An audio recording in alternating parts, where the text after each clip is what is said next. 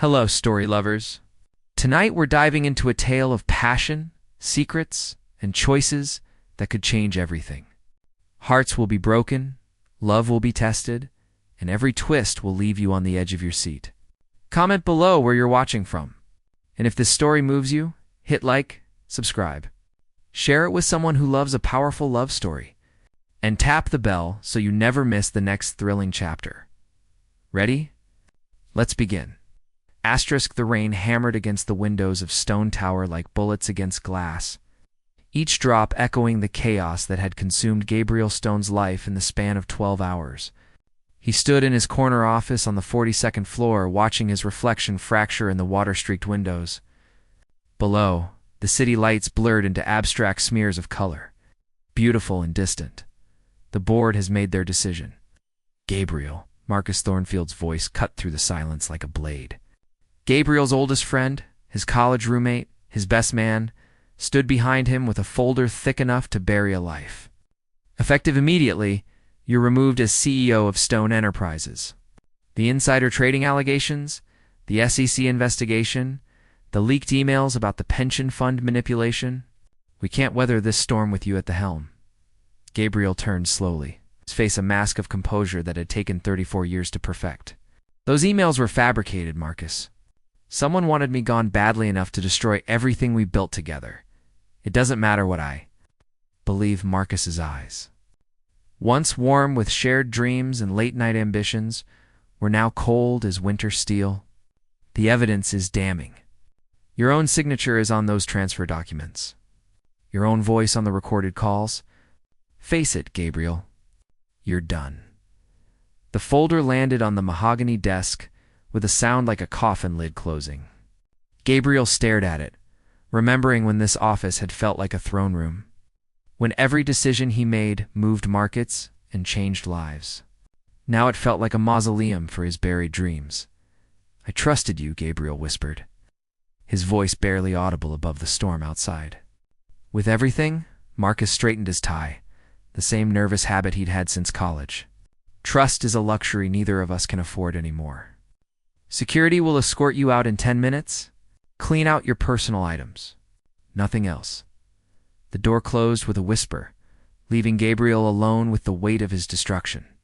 He walked to his desk, running his fingers over the smooth surface where he'd signed deals worth billions, where he'd built an empire from nothing but ambition and sleepless nights. In the top drawer, beneath contracts and business cards that would soon be worthless, he found a single photograph. It was old, the edges yellowed with time. A younger Gabriel stood beside his father outside their trailer in Riverside, both of them squinting against the sun. His father's work-worn hands rested on Gabriel's shoulders, and they were both smiling. "Promise me something, son," his father had said that day. "When you make it big, don't forget where you came from. Don't forget the people who matter." Gabriel slipped the photograph into his jacket pocket and walked away from everything he'd spent his life building. 20 minutes later, he stood on the sidewalk outside Stone Tower, rain soaking through his $1,000 suit. The security guards had been polite but firm, their eyes avoiding his as they escorted the former king from his castle.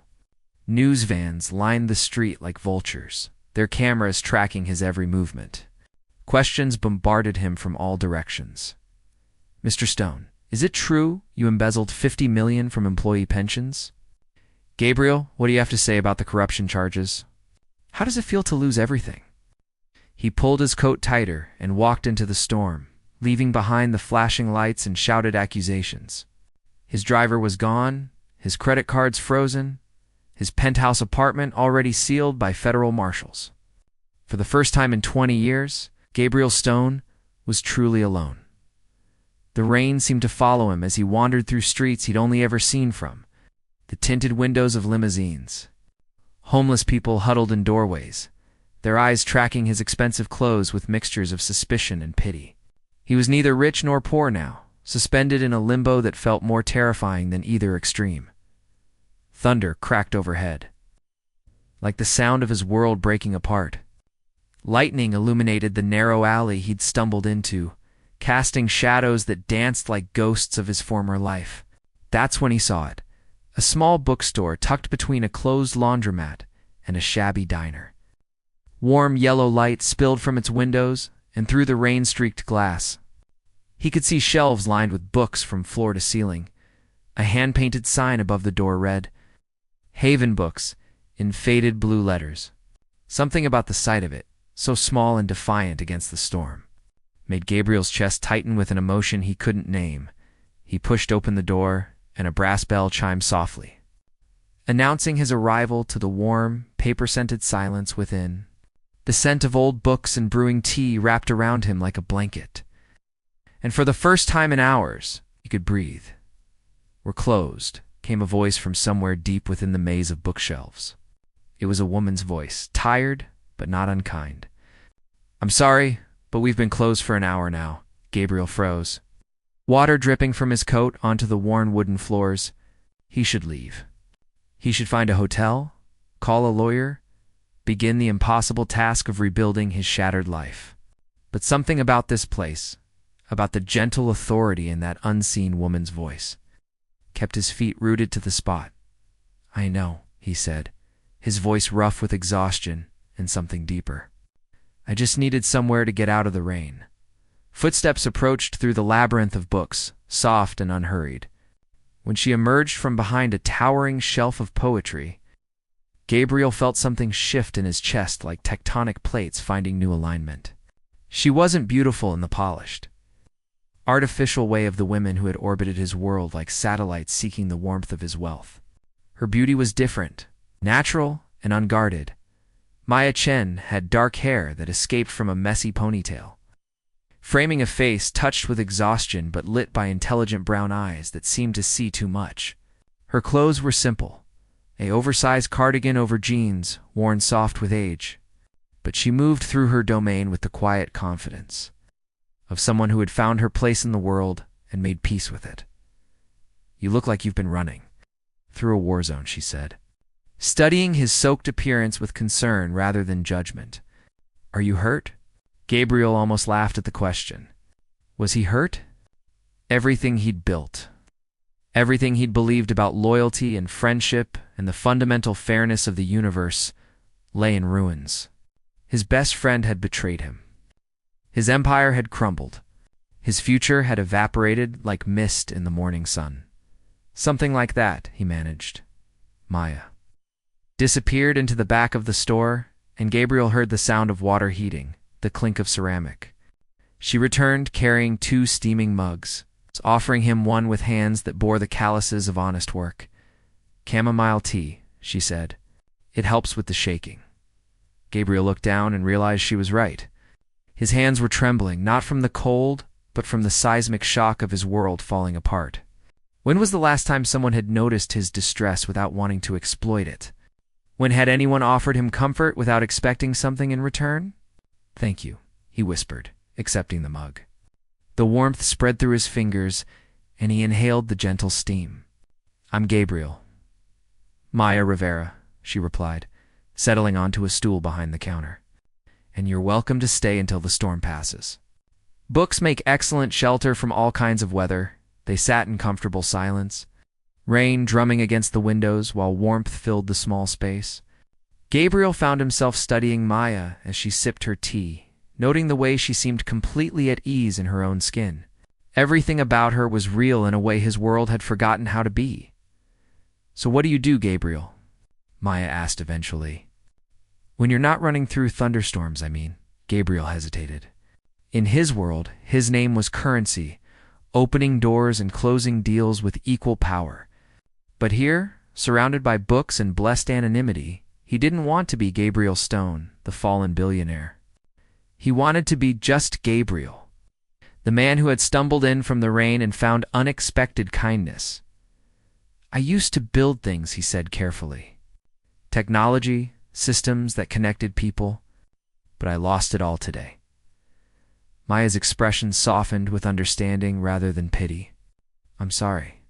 That must be devastating. The worst part isn't losing what I built," Gabriel found himself saying, surprising himself with his honesty. "It's discovering that the person I trusted most in the world was the one who destroyed it all." Something flickered across Maya's face, so brief Gabriel might have imagined it. But when she spoke, her voice was steady. Sometimes the people closest to us are the ones who hurt us most deeply. They know exactly where to aim the knife. The words hung in the air between them, heavy with shared understanding of betrayal's particular cruelty. Gabriel set down his empty mug and looked around the bookstore, really seeing it for the first time. Every shelf told a story. Every carefully curated section revealed something about the woman who had created this refuge. "This place is incredible," he said. "It feels like somewhere time moves differently." Maya smiled, and Gabriel felt something warm unfurl in his chest. Books have that power. They can transport you anywhere, make you anyone. Sometimes that's exactly what we need. Thunder rumbled outside, but softer now, the storm beginning to exhaust itself. Gabriel knew he should leave, to return to the wreckage of his life and begin the impossible task of sifting through the debris. But something kept him anchored to this moment, to this woman who had offered kindness to a stranger without asking for anything in return. "Maya," he said, her name feeling strange and wonderful on his tongue. "Would it be completely inappropriate if I asked if I could come back sometime? When you're actually open, I'd like to buy some books. Maybe learn about this world you've created here." She studied his face for a long moment, and Gabriel had the unsettling sensation that she could see straight through his carefully maintained facades to the broken man beneath. "I think that would be nice," she said finally. "We open at 9 tomorrow." Gabriel stood, reluctant to leave the warmth and safety of this unexpected sanctuary. As he reached the door, Maya's voice stopped him. "Gabriel?" She was watching him with an expression he couldn't quite read. "Whatever you lost today, remember that endings can also be beginnings. Sometimes we have to lose everything to find out who we really are." He nodded, unable to trust his voice, and stepped back into the night. The rain had gentled to a whisper, and the air smelled clean and full of possibility. As he walked away from Haven Books, Gabriel Stone felt something he hadn't experienced in years. Hope. Gabriel stood outside Haven Books at exactly 9 o'clock the next morning, clutching a coffee that had gone cold during his 30-minute wait. The storm had passed, leaving the city washed clean and gleaming under pale morning sunlight. Through the window, he could see Maya arranging books on a display table, her movements graceful and deliberate. The brass bell announced his arrival with the same gentle chime. And Maya looked up with a smile that made Gabriel's chest tighten in ways he didn't understand. "The man from the storm," she said, closing the book in her hands. "I wasn't sure you'd actually come back." "I keep my promises," Gabriel said, then paused. "When I can." Maya tilted her head, studying him in that unsettling way that made him feel simultaneously exposed and safe. In the daylight streaming through the windows, she was even more beautiful, but it was her eyes that held him captive. They were the color of dark honey, flecked with gold, and they seemed to hold depths that Gabriel couldn't fathom. "So," she said, moving from behind the counter, "what kind of books speak to a man who builds things?" Gabriel followed her deeper into the store, marveling at how different it felt in daylight. The maze of shelves that had seemed mysterious and protective in the storm now revealed their careful organization. Fiction flowed into poetry, which gave way to philosophy, which circled back to literature. It was like walking through the architecture of a brilliant mind. "I honestly don't know," Gabriel admitted. "I haven't read for pleasure in years, maybe decades. Everything has been reports, contracts, market analyses. I'm not sure I remember how to read something just because I want to." Maya stopped walking and turned to face him fully. "That's the saddest thing I've heard in a long time." Her blunt honesty should have stung. But instead, Gabriel found himself laughing. "You don't pull your punches, do you?" "Life's too short for gentle lies," Maya said. "Besides, you strike me as someone who's had enough people telling you what you want to hear." She was right, of course. Gabriel's world had been populated by people who sculpted their words to fit his desires, who told him he was brilliant and visionary and infallible right up until the moment they signed the documents that destroyed him. "So where do we start?" he asked. Maya's eyes lit up with the kind of enthusiasm that Gabriel hadn't felt about anything in years. She led him to a section labeled New Beginnings and pulled a slim volume from the shelf. "Try this," she said. pressing the book into his hands. It's about a man who loses everything and discovers that sometimes destruction is just another word for transformation. Gabriel looked down at the worn cover, feeling the weight of the book in his palms. When was the last time he'd held something that existed purely for the joy of it, not for profit or power or strategic advantage? "How much?" he asked, reaching for his wallet. Maya shook her head. "First book is free for refugees from thunderstorms.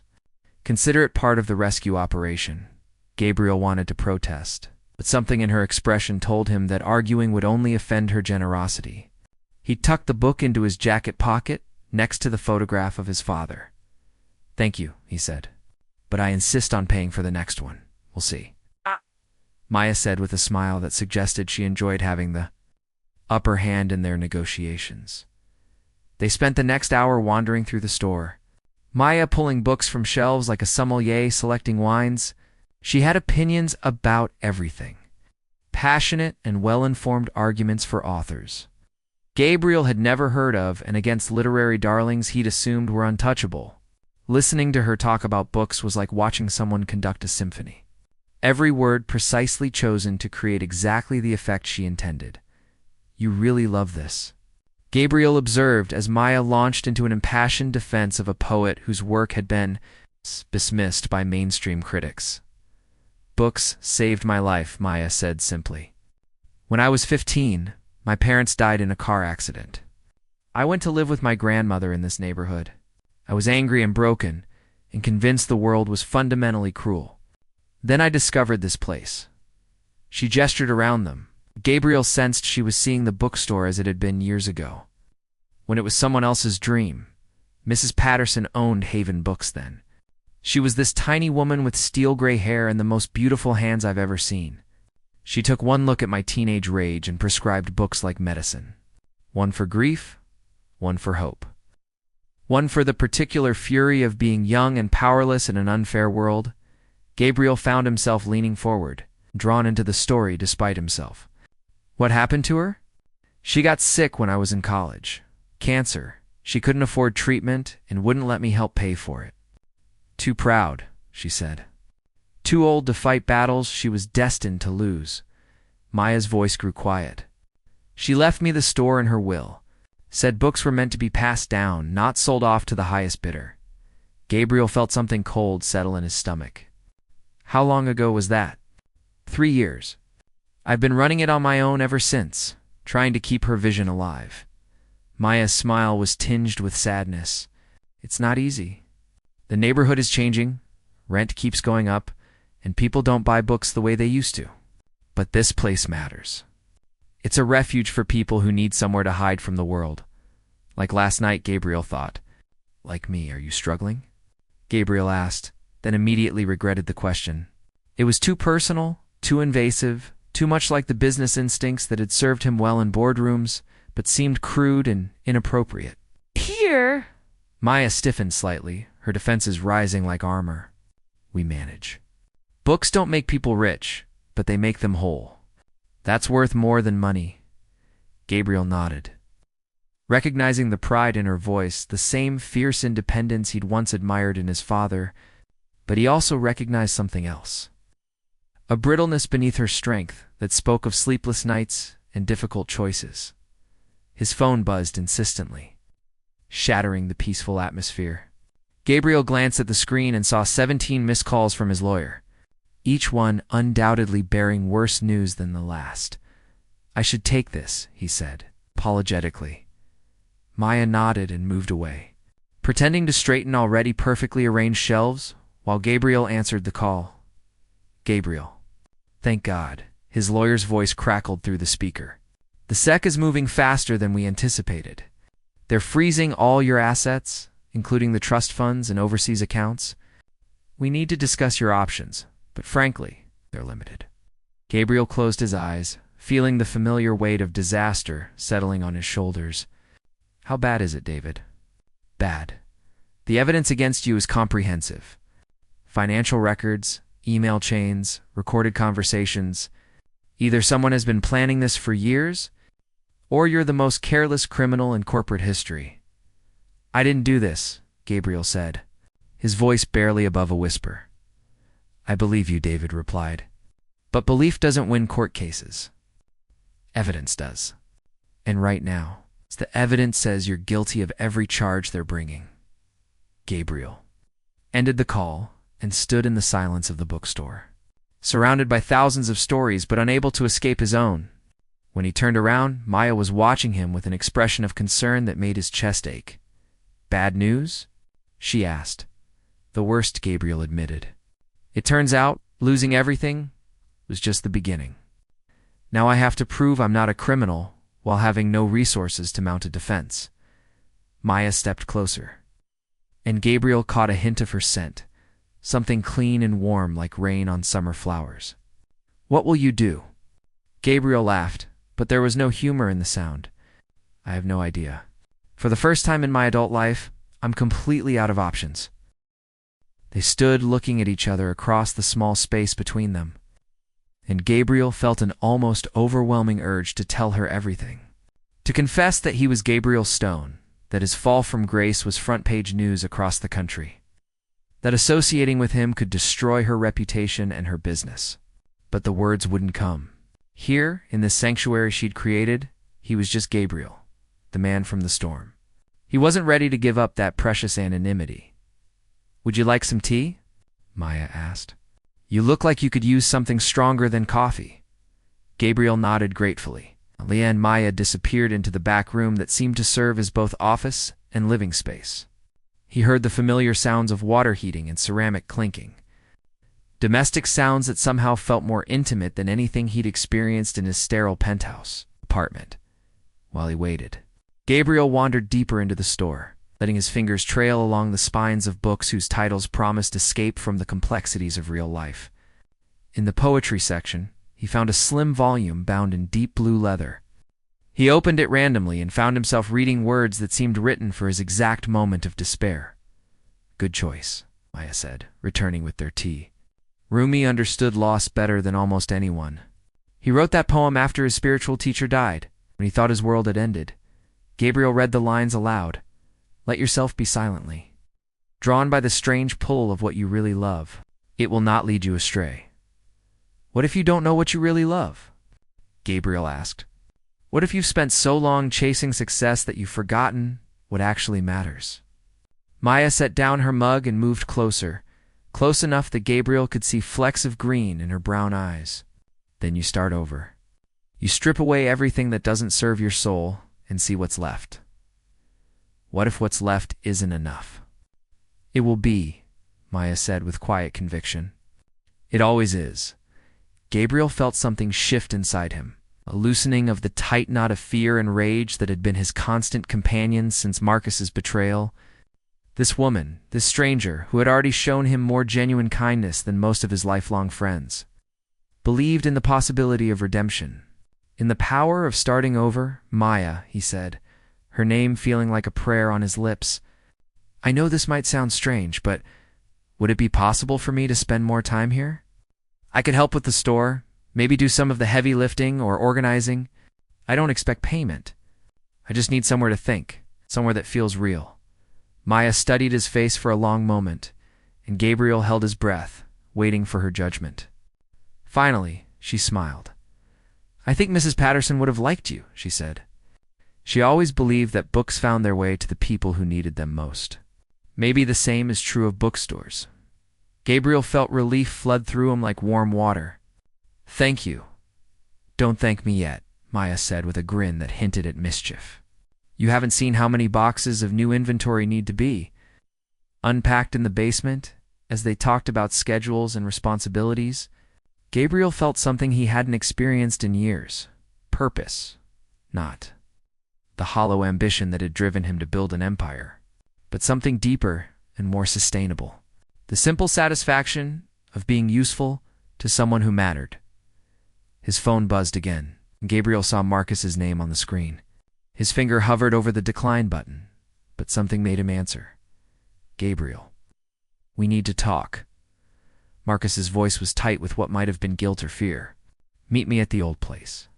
1 hour. The old place." their college bar, where they'd planned their conquest of the world over cheap beer and grand dreams, where they'd sworn blood brotherhood and promised to have each other's backs no matter what. "Why would I want to talk to you?" Gabriel asked. "Because I might be the only person who can help you get out of this mess," Marcus replied. 1 hour? Gabriel. "Come alone." The line went dead, leaving Gabriel staring at his phone with a mixture of hope and dread. Maya was watching him with concern, and Gabriel realized his hands were shaking again. "I have to go," he said. "Someone from my past wants to meet. It might be important." Maya nodded, but Gabriel caught a flicker of something in her expression. Worry? Disappointment? He couldn't be sure. "Be careful," she said. "People who hurt us once rarely hesitate to do it again." Gabriel tucked the book of poetry into his jacket and headed for the door, but Maya's voice stopped him. "Gabriel?" She was standing behind the counter now, her hands pressed flat against its surface.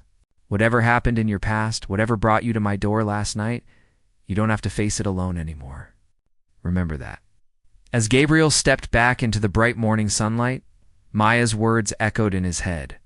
For 20 years, he'd believed that strength meant standing alone, that needing others was a weakness that would inevitably be exploited. But maybe, just maybe, he'd been wrong about that too. The walk to his meeting with Marcus felt like a march toward his own execution. But for the first time since his world collapsed, Gabriel Stone wasn't walking alone. He carried Maya's kindness with him like armor, and the book of poetry pressed against his heart like a talisman against the darkness he was about to confront. Asterisk. The rusty anchor hadn't changed in 15 years. The same neon beer signs flickered against brick walls stained with decades of cigarette smoke and broken dreams. The same scarred wooden tables bore the carved initials of students who believed their love would last forever. Gabriel pushed through the heavy door and was hit by a wave of nostalgia so strong it nearly buckled his knees. Marcus sat in, their old booth in the back corner. The one they'd claimed during their senior year, when the world felt small enough to conquer with nothing but ambition and friendship. He looked older than his 34 years, his hair already showing silver at the temples, his face drawn with what Gabriel hoped was guilt. "You came, Marcus," said as Gabriel slid into the booth across from him. 2 beers sat on the table, same cheap brand they'd survived on during college. Against my better judgment, Gabriel replied, making no move to touch the beer. "You have exactly 5 minutes to explain why I shouldn't walk out of here, right?" Now Marcus ran his hands through his hair, a gesture Gabriel remembered from countless late-night study sessions and morning-after confessions. "This wasn't supposed to happen, Gabriel. None of it. What wasn't supposed to happen? My life being destroyed? My reputation being murdered? Or just the fact that my best friend was the one holding the knife?" "Listen to me," Marcus said, leaning forward with desperate intensity. "The evidence against you, the documents, the recorded conversations, none of it is real. Well, some of it is real, but it's been manipulated, taken out of context, edited to make you look guilty." Gabriel felt ice water replace the blood in his veins. "Are you telling me this was all fabricated? Not fabricated? Engineered?" Marcus took a long drink of beer, as if he needed liquid courage for what came next. "There's a group of investors who want to acquire Stone Enterprises at a fraction of its real value. They needed you gone to make that happen, and you helped them." Marcus's silence was answer enough. Gabriel stared at the man who had been his best friend, his brother in everything but blood, and felt something die inside his chest. "Why?" Gabriel asked, his voice barely audible above the bar's ambient noise. "Why would you do this to me?" "They have my daughter," Marcus whispered, the words falling between them like stones into still water. Gabriel felt the world tilt on its axis. "What?" "Sarah. They took Sarah." Marcus's hands were shaking as he reached into his jacket and pulled out a photograph. It showed a little girl, with Marcus's eyes and her mother's smile, bound to a chair in what looked like a warehouse. "She's only 7 years old, Gabriel. They said if I didn't help them destroy you, they'd kill her." The photograph burned itself into Gabriel's memory. Sarah, whom he'd held as a baby, whom he'd bought birthday presents for every year, whom Marcus had sworn to protect with his life. When? Gabriel asked. 3 weeks ago? She was walking home from school. Jennifer thought she was at soccer practice. I thought she was home with Jennifer. By the time we realized she was missing, it was too late. Marcus's voice broke. They called that night. Said I had 48 hours to decide whether I loved my daughter more than my best friend. Gabriel closed his eyes, feeling the familiar architecture of his rage collapse into something deeper and more complex. What did they want you to do? Provide access to your private files. Plant evidence of financial irregularities. Record conversations that could be edited to suggest criminal activity. Marcus pulled out his phone and showed Gabriel a recording app. Every conversation we've had for 3 weeks has been recorded and sent to them. Gabriel looked at the phone, then at his friend's haunted face, including this one. No, this phone is clean. They think I'm here to gloat, to twist the knife one more time. They don't know I'm telling you the truth. Who are they? Marcus shook his head. I don't know. The communications come through encrypted channels, untraceable accounts. All I know is that they have unlimited resources and no conscience whatsoever. Gabriel felt pieces of a puzzle clicking into place.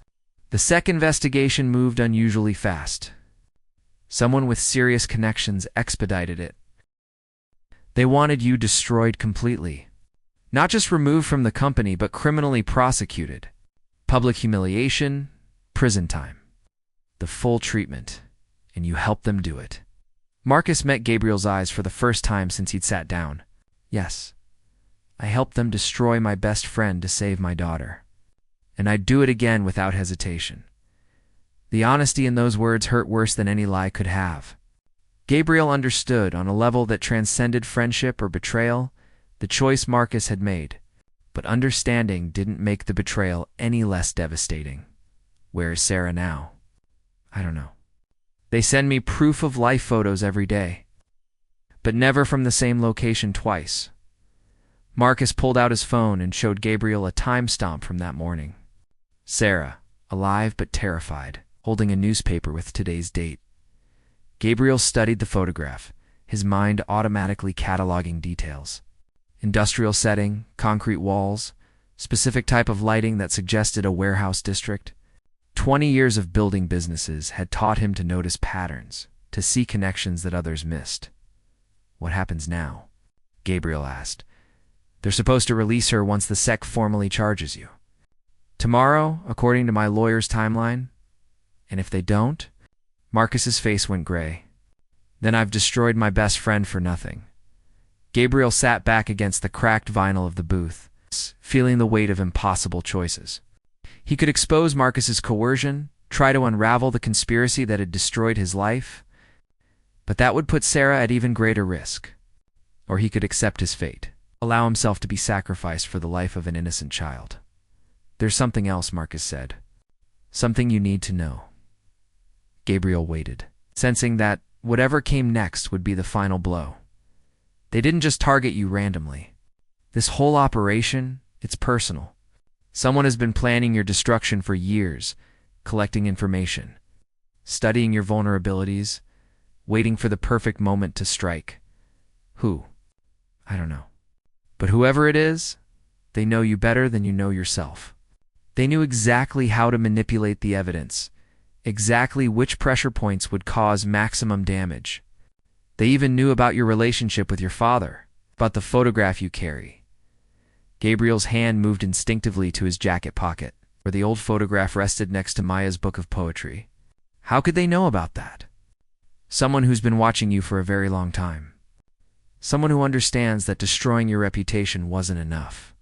They wanted to destroy your soul. Gabriel felt a chill that had nothing to do with the bar's air conditioning. Have you told Jennifer about Sarah? Marcus shook his head. They said if I involved anyone else, if I tried to contact the police or FBI, they'd kill her immediately. I've been living this nightmare alone for 3 weeks. You're not alone anymore, Gabriel said, surprising himself with the words. Despite everything, despite the betrayal that had cost him everything, Marcus was still his friend. Still the scared college kid who'd once stayed up all night helping. Gabriel's study for finals. He'd been too proud to admit he was failing. Gabriel, I can't ask you to help me. Not after what I've done. You're not asking. I'm offering. Gabriel pulled out his own phone and scrolled through his contacts, stopping at a name he hadn't called in years. I know someone who specializes in situations like this. Corporate espionage, industrial kidnapping. It's the kind of shadow warfare that never makes the news. Marcus looked up with something that might have been hope. Who? Elena Vasquez? She used to work for me, handling security for our most sensitive projects. She left Stone Enterprises 2 years ago to start her own firm. If anyone can find Sarah and identify who's behind this, it's her. I can't pay her. They've been monitoring all my accounts, all my transactions. Gabriel almost smiled. Marcus, I may be broke, but I'm not powerless. Elena owes me more favors than I can count. She'll help. Gabriel dialed the number, and Elena's voice answered on the second ring. Gabriel Stone. I was wondering when you'd call. You heard about my situation? The whole world heard about your situation. The question is, are you guilty of what they're saying? No, but I can prove it, and I need your help to do it safely. Where and when? Gabriel looked at Marcus, who nodded gratefully. I'll text you the details. And Elena? This one is personal. The best jobs always are. Gabriel ended the call and turned back to Marcus. She'll meet us tonight. But first, I need you to do something for me. Anything. I need you to go home to Jennifer and tell her everything. She deserves to know what's happening to her daughter. Marcus paled. But they said a lot of things. But Jennifer is Sarah's mother, and she has a right to fight for her child. Besides, we're going to need all the help we can get. Marcus nodded, looking more determined than he had since Gabriel had arrived. What about you? Where will you go? Gabriel thought about Maya's bookstore, about the sanctuary she'd created from books and kindness and stubborn hope. I have somewhere safe. They stood to leave, and Marcus grabbed Gabriel's arm. I'm sorry. For everything. I know that doesn't fix anything, but I need you to know. Gabriel looked at his friend. This man who'd been forced to choose between two people he loved and felt some of his anger dissolve. I know, and Marcus. We're going to get her back. The walk back to Haven Books felt different now. Charged with purpose instead of weighted with defeat. Gabriel had been cast as the villain in someone else's story, but now he understood that he was actually the hero of his own. The difference was everything. Maya looked up as he entered, and her face immediately creased with concern. That bad? Gabriel realized he must look as shattered as he felt. Worse and better than I expected. Can we talk? Maya locked the front door and flipped the sign to closed, then led him to the small office behind the poetry section. It was cramped but comfortable, with a desk covered in receipts and invoices. A small refrigerator humming quietly in the corner, and bookshelves that served as both storage and decoration. What happened? Maya asked, settling into the chair behind her desk while Gabriel took the only other seat. A worn armchair that felt like a hug. Gabriel found himself telling her everything. About Marcus's betrayal and the reasons behind it, about the conspiracy that had destroyed his life, about the little girl whose safety now depended on decisions he'd make in the next 24 hours. Maya listened without judgment, asking occasional questions that showed she understood the complexity of his situation. So your friend had to choose between you and his daughter? Maya said when Gabriel finished. Yes, and now you have to choose between clearing your name and keeping her safe. That's how it looks.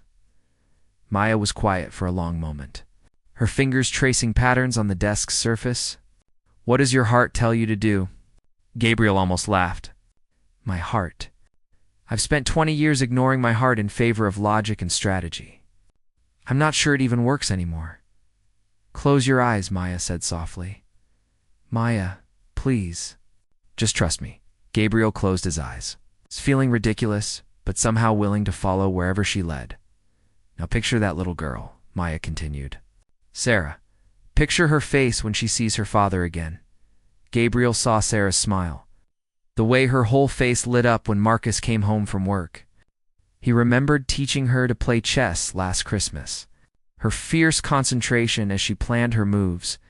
Now, picture yourself in prison, knowing you could have saved her, but chose your reputation instead. Gabriel's eyes snapped open. That's not fair, isn't it? Maya leaned forward, her brown eyes intense. You said yourself that someone has been planning your destruction for years. That suggests this isn't about money or business. It's personal, which means they won't stop until they've taken everything from you, including your ability to live with yourself. Gabriel stared at her, feeling something shift in his understanding of the situation. You think saving Sarah is the only way to save myself? I think saving Sarah is the right thing to do, regardless of the consequences. And I think you're the kind of man who can only be truly destroyed by being forced to live with the wrong choice. Gabriel felt tears prick at his eyes, the first he'd shed since his world collapsed. You barely know me. I know enough. Maya reached across the desk and took his hands in hers. Her fingers were warm and steady, anchoring him to this moment of clarity. I know you could have stayed in that expensive hotel room and hired lawyers to fight this battle from a distance. Instead, you've been here every day, helping me organize inventory and listening to me talk about books. I know you're the kind of man who sees a child in danger and asks how he can help, not what it will cost him. What if we can't find her in time? What if trying to save her gets her killed? Maya squeezed his hands. What if doing nothing gets her killed anyway? What if the people who took her never intended to release her, regardless of what happens to you? Gabriel felt the truth of those words resonate in his bones. Criminal organizations that resorted to kidnapping children weren't known for their honor or reliability. Sarah was probably never meant to survive this, regardless of Marcus's cooperation. I need to make some calls, Gabriel said, standing up. Alina will need all the information we can gather if she's going to find Sarah in time. Maya asked. Gabriel realized what he'd said and started to backtrack, but Maya was already shaking her head. Don't even think about leaving me out of this. I've got vacation days saved up, and I'm not letting you face this alone, Maya. This could be dangerous. These people have already proven they'll kill to get what they want. Then it's a good thing I'm not going to let them have it. Maya stood and moved to a filing cabinet, pulling out a folder that looked official. Besides, you're going to need money for Elena's services. I might be able to help with that. Gabriel looked at the folder, confused. What is that? Maya's cheeks flushed slightly. A business loan application. I've been putting it off for months, but the bank pre-approved me for $50,000 to expand the store. I never intended to use it. This seems like a better investment than new shelves. Gabriel felt his chest tighten with an emotion he couldn't name. Maya, I can't let you risk your business for me. You're not letting me do anything. I'm choosing to do it. Maya's voice was firm, brooking no argument. That little girl is more important than my expansion plans. Gabriel stared at this woman who barely knew him, who had no reason to trust him beyond the evidence of her own generous heart, and felt something fundamental shift inside his chest. For 20 years he'd believed that love was weakness, that needing others made him vulnerable. But looking at Maya now, her chin lifted in stubborn determination. He realized he'd confused weakness with strength. Love wasn't what made you weak. It was what made you fight. Okay, Gabriel said. We do this together, Maya smiled. And Gabriel felt like he was seeing the sun rise after the longest night of his life. Outside, storm clouds were gathering again, promising another night of rain and chaos. But inside Haven Books, surrounded by thousands of stories of transformation and redemption, Gabriel Stone began to plan the most important battle of his life. Not for his reputation or his fortune, but for the soul of a 7-year-old girl and the chance to become the man he'd always been meant to be. Asterisk. Elena Vasquez arrived at Haven Books at midnight, slipping through shadows like she'd been born to them. Gabriel opened the back door to find a woman who looked nothing like the corporate security executive he remembered. Gone were the tailored suits and polished heels, replaced by tactical gear that made her seem both smaller and more dangerous. You look like hell, Stone, she said, stepping into the bookstore's warm light. Prison orange is going to clash with your complexion. Nice to see you too, Lena. Gabriel led her to the office where Maya was waiting with coffee and a spread of maps covering the city. This is Maya Rivera. She's helping us. Elena's dark eyes assessed Maya with professional thoroughness. Civilian. Civilian with a brain and a heart, Maya replied before Gabriel could answer. Which might be exactly what we need right now. Elena smiled, an expression that transformed her severe features. I like her already. Now show me what we're working with. Gabriel spread out the photograph of Sarah, along with printouts of Marcus's communications with the kidnappers. Elena studied everything with the focused intensity of a surgeon examining x-rays. Industrial location. It's probably warehouse district, she said, echoing Gabriel's earlier assessment. Concrete walls suggest older construction, which narrows it down to 3 main areas in the city. The lighting fixture in the background is standard for buildings constructed in the... Maya leaned forward. How can you tell all that from one photograph? 10 years of corporate espionage teaches you to read environments like books, Elena replied. Speaking of which, I ran some preliminary traces on the communication channels. Whoever your enemies are, they're sophisticated. Military-grade encryption, routing through servers in 6 different countries. This is an amateur hour. Can you break their security? Gabriel asked. Given enough time, maybe? But we don't have time. Sarah's deadline is 18 hours away. Elena pulled out a tablet and began typing rapidly. We need to approach this differently.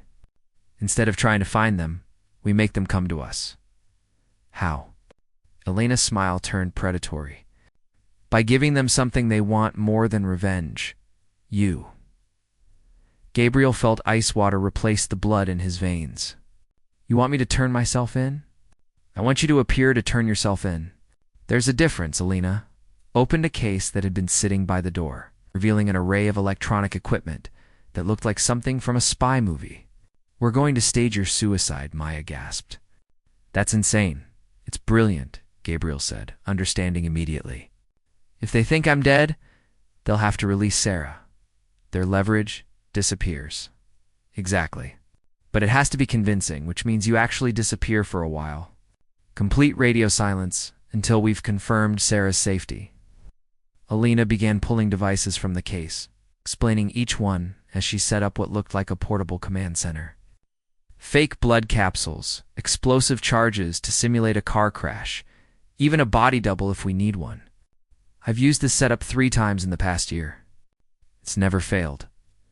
What about the kidnappers? Maya asked. Won't they be suspicious if Gabriel dies right before their deadline? That's what makes it believable, Elena replied. Guilty men facing prison often choose suicide over prosecution. The timing will actually strengthen the illusion. Gabriel felt pieces of a plan falling into place. But something nagged at him. What if they kill Sarah anyway? What if they never intended to release her? Elena's expression grew grim. That's a risk. But based on my analysis of their communication patterns, I believe they're professionals. Killing the child after their primary objective is achieved would be unnecessary exposure. You believe Maya repeated? But you don't know. In this business, certainty is a luxury nobody can afford. Elena met Maya's challenging stare without flinching. But doing nothing guarantees Sarah dies. This gives her a fighting chance. Gabriel looked at Maya, seeing his own doubts reflected in her eyes. They were about to stake a child's life on the word of criminals and the expertise of a woman who dealt in deception for a living. But Elena was right. Inaction was its own form of murder. What do you need from us? Gabriel asked. Marcus has to sell the performance. His grief over your death has to be genuine, which means he can't know it's fake until after Sarah is released. Elena began attaching what looked like a small explosive device to the underside of Maya's desk. Maya, I need you to be his alibi. Call him in exactly for hours. Tell him Gabriel seemed despondent when he left here. Plant the seeds of suicide in his mind. Maya nodded, though Gabriel could see the cost of the deception in her eyes. What about me? Where do I go? Safe house on the outskirts of the city. No communication with the outside world until I give you the all-clear. Elena handed him a burner phone. This will ring exactly once, when it's safe to resurface. Gabriel pocketed the phone and turned to Maya, realizing this might be the last time he saw her for days, or possibly ever. "Thank you for everything." "Don't thank me yet," Maya said, echoing her words from their first meeting. "Thank me when that little girl is safe." Alina was watching them with professional interest. "Are you two sleeping together?" Gabriel and Maya said simultaneously. Body language suggests emotional attachment. That could complicate things if the kidnappers decide to use Maya as secondary leverage. Gabriel felt fear spike through his system. He hadn't considered that helping him might put Maya in danger. Maybe she should leave town too. "No," Maya said firmly. "If I disappear right after you die, it'll look suspicious. I stay here, run the bookstore, act like a woman who befriended the wrong person at the wrong time." Alina nodded approvingly. "Smart. But you need to be careful. If my read on this situation is wrong, if the kidnappers decide to tie up loose ends, you could become a target." Maya's chin lifted in that stubborn way Gabriel had come to love. "Let them try. I've got a baseball bat behind the counter and 20 years of neighborhood watch experience. I can handle myself." Gabriel wanted to argue, wanted to insist she'd come with him to safety, but he could see the determination in her eyes. Maya Rivera was not a woman who ran from fights, especially when children's lives were at stake. "Time to go," Alina announced, checking her watch. "Gabriel, you've got 30 minutes to say goodbye to your old life before you officially die." Gabriel took one last look around the bookstore that had become his sanctuary. At the woman who had shown him what it meant to be truly seen and valued. Then he followed Alina into the night. Leaving behind everything except hope, the safe house was a converted shipping container in an industrial park 20 miles outside the city. Alina had equipped it with basic amenities and enough books to keep. Gabriel occupied during what she promised would be a short stay. But as he settled into the narrow bunk that would be his bed for the foreseeable future, Gabriel couldn't shake the feeling that something was wrong. His phone rang at exactly 4 a.m. Maya's voice was tight with controlled emotion.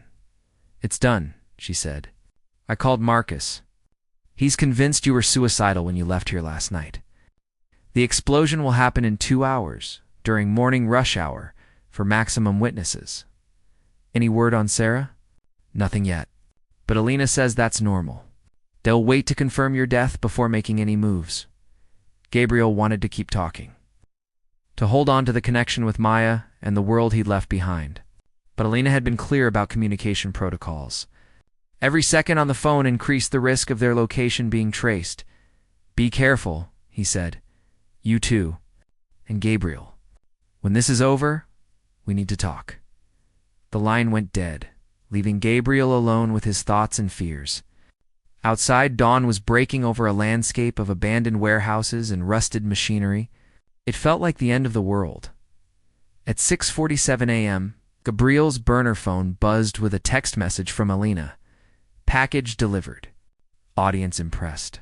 Standing by for customer response, Gabriel translated, the fake suicide had gone off perfectly. And now, they waited to see if the kidnappers would release Sarah as promised. The next 8 hours were the longest of Gabriel's life.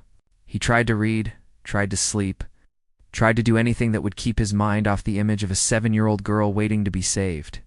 Every sound outside the container made him jump. Every moment of silence felt like an eternity. Then, at 3:15 p.m., his phone rang. It worked. Elena's voice was tight with controlled excitement. "Sarah is safe. Marcus picked her up from a shopping mall parking lot 20 minutes ago. She's scared but unharmed." Gabriel felt his knees buckle with relief. "Are you sure it's her?" "Positive. Marcus sent a photo. She's asking for ice cream and her stuffed elephant." "It's definitely Sarah." Gabriel closed his eyes and let the relief wash over him like warm rain. "What happens now?" "Now we find out who really wanted you dead." Because Gabriel, this wasn't about business or money. The people who orchestrated your destruction spent millions of dollars and risked federal kidnapping charges just to destroy your life. That kind of hatred is personal. Gabriel felt the familiar chill of unfinished business. "How long before I can come back?" 24 hours minimum. We need to let the story settle. Let your enemies believe they've won. But Gabriel, when you do resurface, you need to be ready for war. Whoever did this to you won't be happy to learn you're still breathing.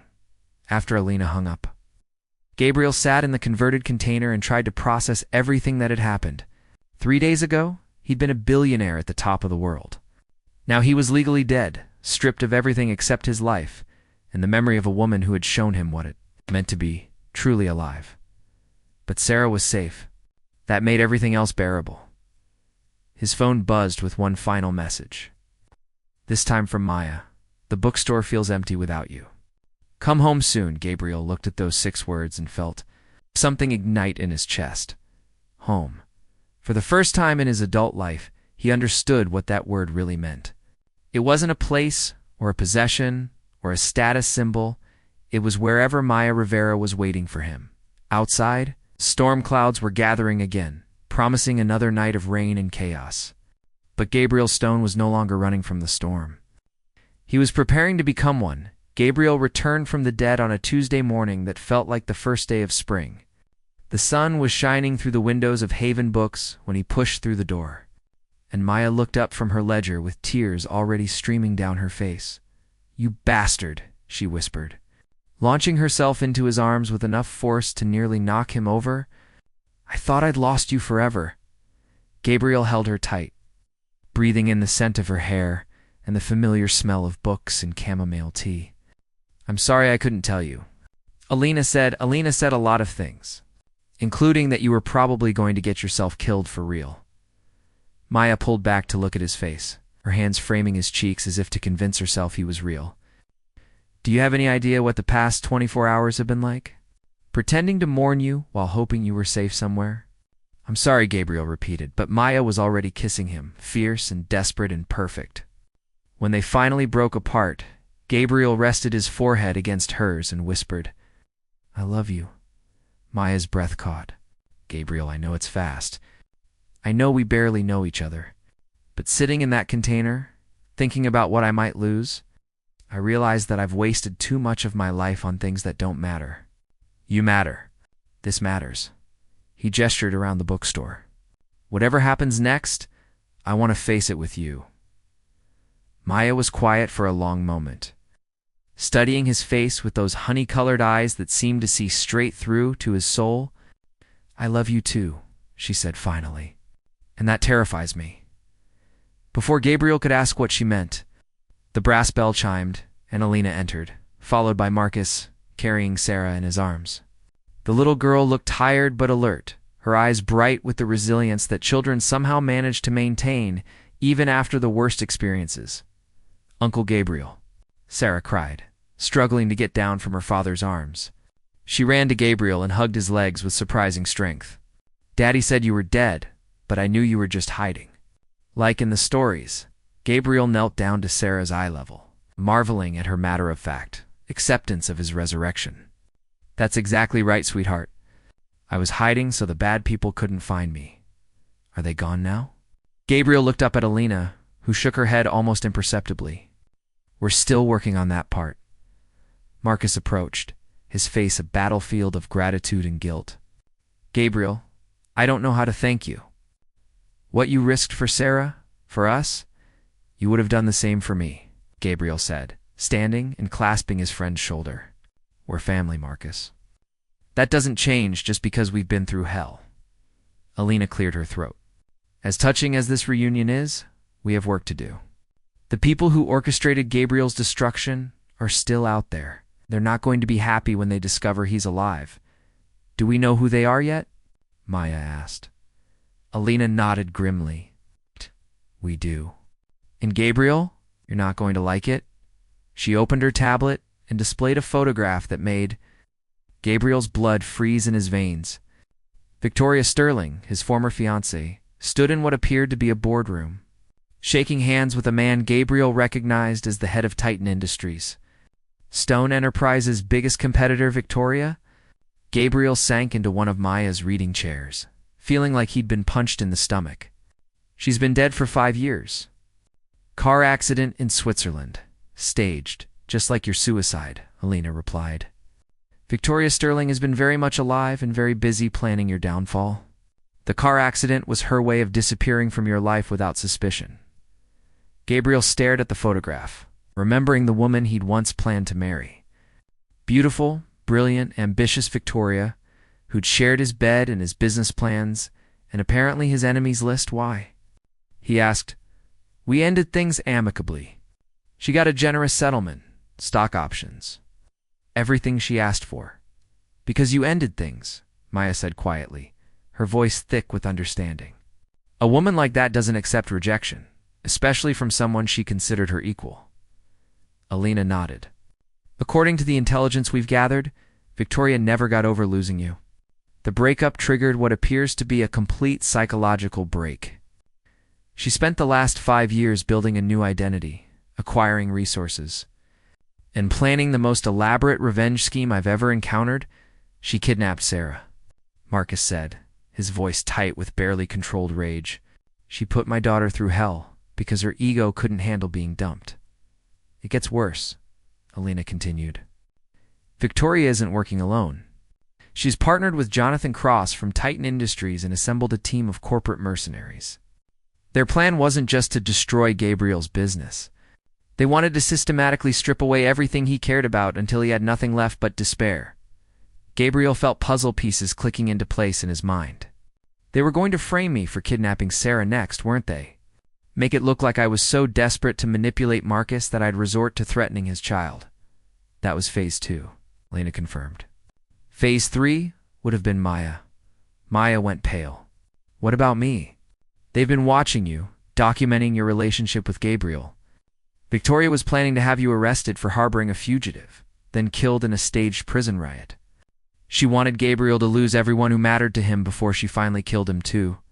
The bookstore fell silent except for the sound of Sarah humming quietly as she explored the children's section. Gabriel watched the little girl who'd nearly died because of his past choices and felt a rage so pure it was almost transcendent. Where's Victoria now? He asked. That's the problem, Alina replied. She knows about the faked suicide. Her surveillance network picked up on our deception within hours. She's disappeared again, along with Cross and their entire operation. Gabriel stood up, his decision crystallizing with startling clarity. No, we end this. So what do we do? Maya asked. Wait for her to strike again? He walked to Maya's desk and pulled out a piece of paper, then began writing with swift, decisive strokes. When he finished, he handed the letter to Alina. What's this? She asked. My confession. To everything Victoria framed me for and several crimes I actually did commit over the years. Securities fraud, tax evasion, bribery, all of it. Maya stared at him in shock. Gabriel, what are you doing? I'm taking away her power over me. Victoria's entire plan depends on my desperation to clear my name, to get my old life back. But what if I don't want it back? Gabriel looked around the bookstore, at Maya's shocked face, at Marcus holding his daughter. Ash! At the life he'd accidentally found in the ruins of his old one.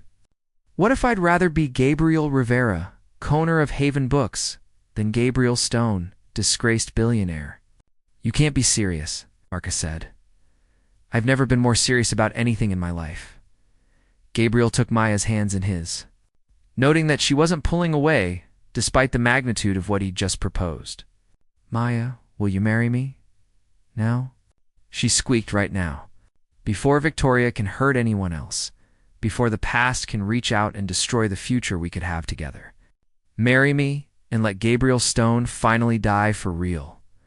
Maya stared at him for a long moment, then at the confession in Elena's hands, then back at his face. You'd really give up everything? Your money? Your empire? Your chance to clear your name? I already did. The moment I walked into this store and found something worth more than all of it combined, Maya's eyes filled with tears. But she was smiling. You magnificent, crazy, impossible man. Yes.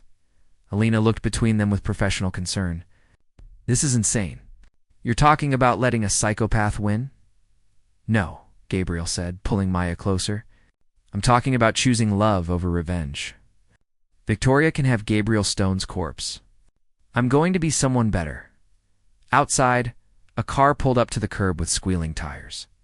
Through the window, Gabriel saw Victoria Sterling step onto the sidewalk, no longer hiding behind false identities or elaborate schemes.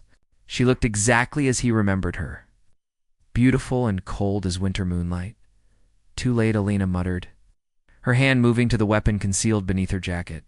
She's here.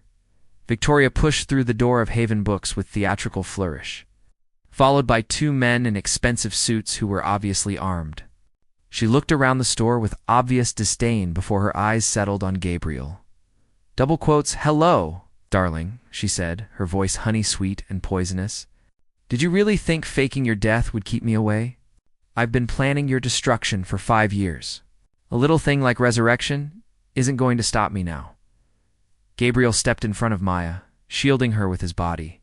"What do you want, Victoria?" "What I've always wanted? Everything you have and the pleasure of watching you lose it."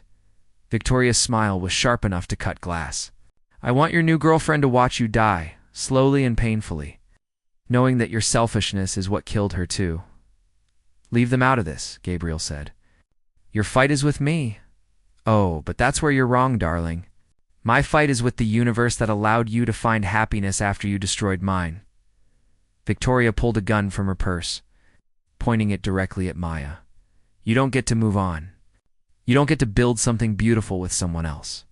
You don't get to forget what you took from me." Gabriel felt time slow down as Victoria's finger tightened on the trigger.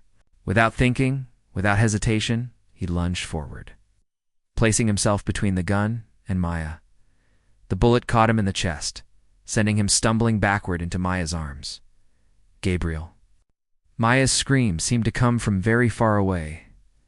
Gabriel looked down at the spreading crimson stain on his shirt, and up at Victoria's shocked face.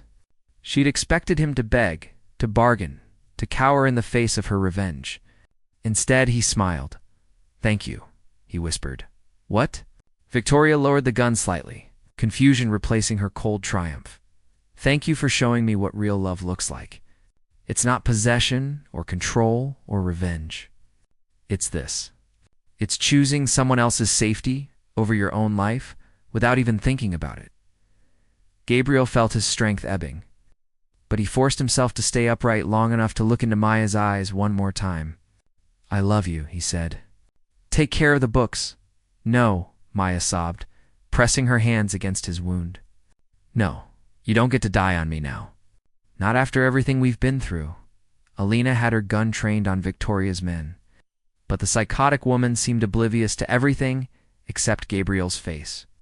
"You're supposed to be suffering," she said, her voice breaking. "You're supposed to be destroyed."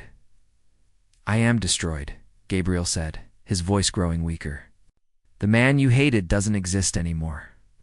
He died the moment he walked into this store and learned what it meant to be loved for who he really was, not what he could provide."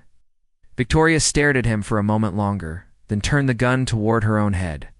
"If I can't have you, and you won't suffer without me, then there's no point to any of this, Victoria." "Don't?" The gunshot echoed through the bookstore like thunder. "And Victoria?" Sterling crumpled to the floor beside the man whose life she'd spent 5 years trying to destroy. Gabriel felt Maya's tears falling on his face as darkness closed in around him. The last thing he heard was Sarah's voice, reading aloud from a picture book about dragons and princesses and happy endings. Gabriel Stone died on the floor of Haven Books, surrounded by stories of transformation and redemption, held in the arms of the woman who had taught him that some things were worth dying for. But that wasn't the end. Gabriel Rivera woke up 3 days later in a hospital room filled with flowers and books and the sound of Maya's voice reading poetry aloud. The bullet had missed his heart by inches, and the blood loss had been severe, but not fatal.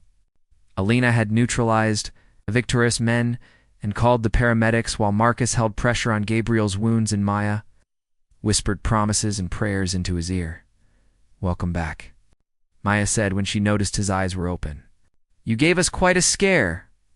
Gabriel tried to speak, but his throat was too dry. Maya held a cup of water to his lips, and he drank gratefully before managing to croak out, "The store. Elena's been helping me run it. Turns out She has excellent taste in mystery novels. Maya took his hand, careful of the 4 lines. Gabriel, the confession you wrote. Alina never sent it to the authorities. With Victoria dead and her evidence exposed as fabricated, you're completely cleared of all charges. You could have your old life back. Gabriel squeezed her fingers weakly. Don't want it. Want you? Want this? Want to sell books and drink tea and read poetry until we're too old to turn? Pages. Maya's smile could have powered the entire hospital. I was hoping you'd say that. Because I may have done something slightly illegal while you were unconscious. What? I married you.